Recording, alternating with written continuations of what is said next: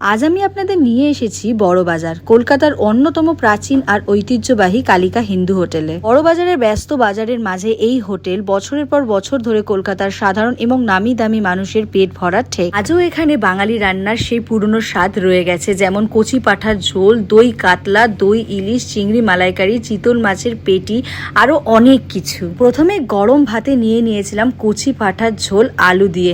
মাটনটা খুবই সফট ছিল আর স্বাদটা একেবারে আমার ঠাকুমার হাতের রান্নার মতো।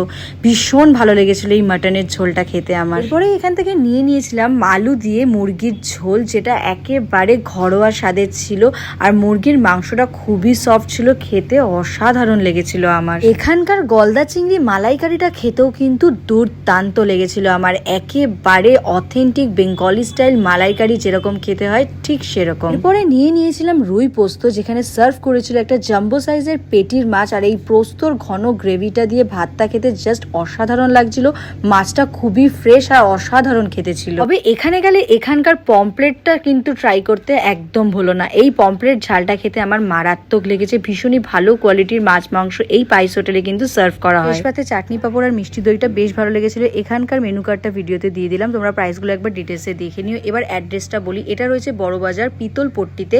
এক্স্যাক্টলি অ্যাড্রেসটা আমি ডেসক্রিপশন বক্সে অথবা কমেন্ট বক্সে দিয়ে দেবো। ভিডিওটা ভালো লাগলে লাইক ফলো শেয়ার করে দিও। টাটা।